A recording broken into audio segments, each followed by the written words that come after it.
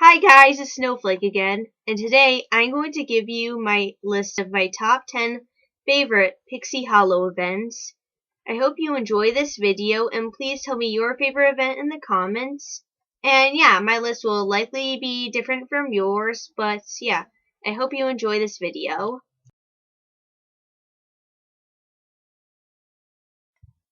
Number 10 is the Never Dove Egg Hunt. This event takes place in the spring around Easter time. The big tradition in this event is that the animal fairies are supposed to paint pebbles to look like never dove eggs and then hide them. If you find all of them, you'll get a badge. You can also buy these eggs to put in your home. I love how this event celebrates spring. The decorations at Cavendish Square in this event are just awesome. There's a large flowery basket with fairy-made never doves.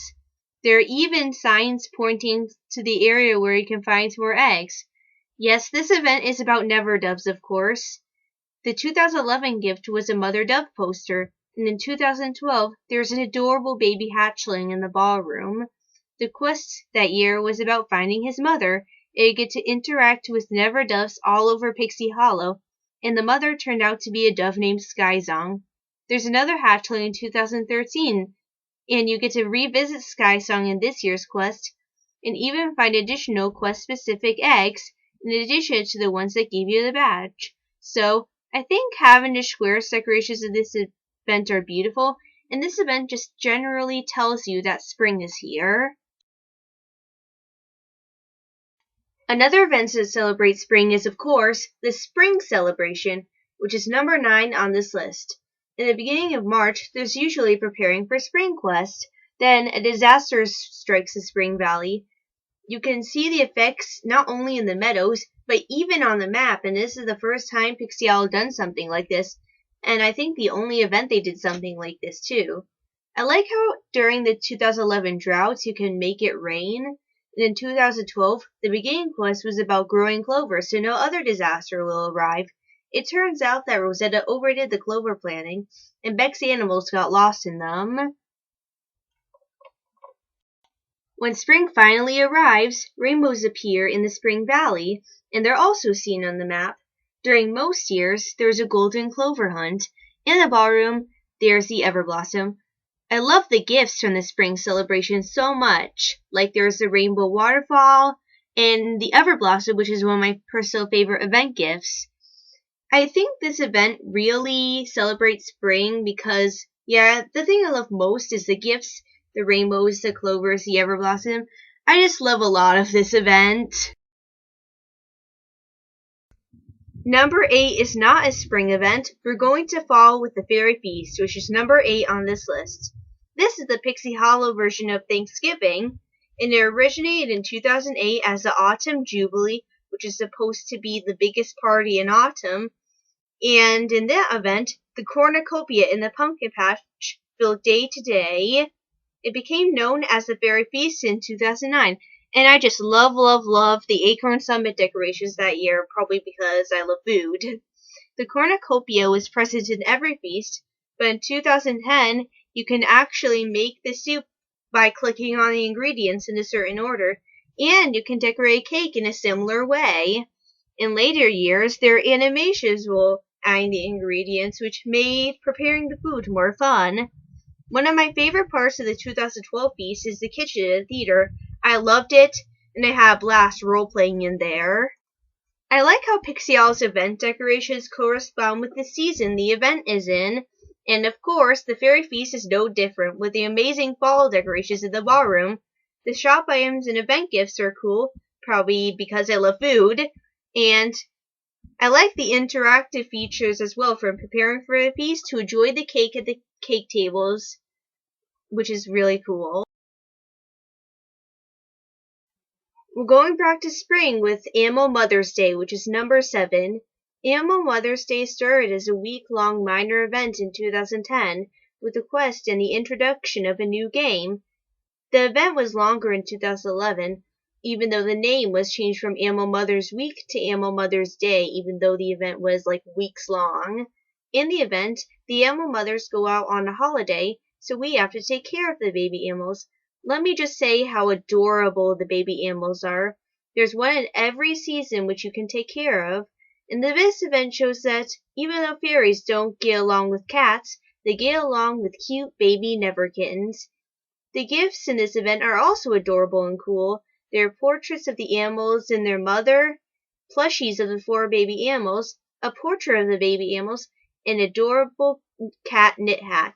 That is cute. And I also like the decorations of the event because it shows you that's a spring event. And here's another spring event, the Garden Tea Party. Only this event was originally a summer event, and it takes place right before summer. This event came with tea tables in certain meadows, and there was even punch in 2016. Starting in 2011, if you wear a certain hat, you can share tea, brew tea, and serve cake. There is also outfits that came with the hats. So yeah, I had a lot of fun during this event, and there's even the theater kitchen in 2012 and 2013. I like how the 2013 tea party was Wonderland themed. There is a Queen of Hearts dress in the boutique, and could get a scepter for requests, which is about the right rabbit. I thought the Drink Me ball and the Eat Me cake was cool because they actually made your fairy bigger and smaller. I can't thoroughly explain why I like this event, but I just really enjoy it.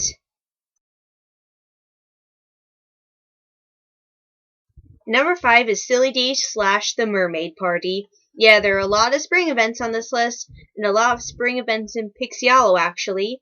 Silly Days originated in 2009 with a mysterious box in Palm Tree Cove. When it opened, it revealed silly glasses. In 2010, the mermaids played a trick on us and pretended to give us a necklace.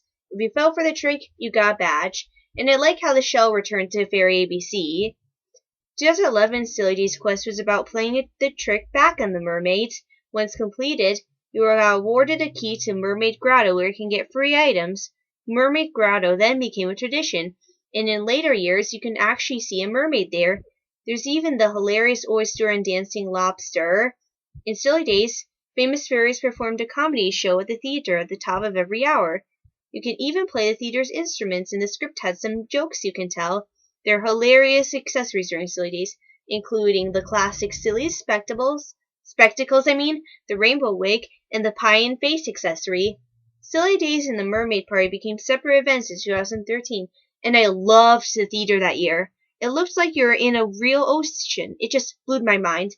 Mermaid costumes are also on sale during the Mermaid event, and a lot of people, myself included, like to roleplay as merfairies. Number 4 is the Winter Wonderland Party. I can't think of a better way to end the year than this event. It started in the beginning of December with the Great Winter Light Up. The Winter Woods is decorated with beautiful lanterns, and I had fun clicking on the lights that were off to turn them on. The music in the Winter Woods is off, and you can hear the Winter Fairies working. There was also a quest that gave you an Ice Palace key. When winter finally begins, it snows in Cavendish Square, and it seems like some people built tiny snow animals holding lanterns. Cute. The music is even more festive. There is also a holiday gift station in 2011 where you can click on the box in Cavendish Square 5 times to send a gift to your friends. It's sad that wasn't in the 2012 party. Well, you can have a snowball fight in the ballroom every year and enter the Ice Palace. In 2012, there's a tree that magically decorated with fairy dust, and you can get presents under that tree. The ice piano and the holly on the railings you can plant if you have the grow talent skill is also cool. The Christmas tree in the Fairy ABC Ballroom in 2016 was also beautiful. The event is just very festive overall, and it's just an amazing way to celebrate the holidays. Number 3 are the movie events. I was originally going to choose one movie event for this list, but I then realized that I haven't experienced any of these events as much as the others, since each of them was only in the Hollow one time. Around the release of each of the Tinkerbell movies, there was a Pixie Hollow event based on that movie. In fact, Tinkerbell's Arrival Day celebration was one of Pixie Hollow's first big events. It had the first ever famous fairy visit, and there was a hidden meadow you can find, and you earned a badge for finding it. The Autumn Revelry was in 2009, with cool decorations in the Autumn Forest that were actually added into Fairy ABC. You get to see Tink's balloon in Conpa Field, and even get your own balloon model for your home. You get to see glass containers from the movie that are used to collect the blue pixies, and you got to see the blue pixies in the autumn forest. The welcome home party was awesome because it was the first event with a special location. You need a key badge to enter. The badge looks like it was created by a human, and it made me think I should draw the badges I create as opposed to making them on the computer. You could collect fairy house items in the house, and the event introduced Vidia's Daily Spin, and you got to see Acorn Summit and Conpa Field decorate to welcome Tink and Vidia. I like the human-inspired decorations in Cavendish Square as well. The Pixie Hollow Games event introduced the Fairy Coliseum. The theater was a cheer zone, and I found it cool how after the event was aired, you got to see a slideshow of the game's highlights, and I like how they looked drawn. Then, in 2012, there was a Sister Celebration. This event included the popular Frosted Forest that even has a sweet shop run by Spike. It's kind of ironic how the Winter Fairy version of Vidia has a sweet shop. The Sister Celebration also had the Snowmaker. Overall, I like how all the movie-inspired events are different every year. And I like how they take props from the movies and bring them to the online world.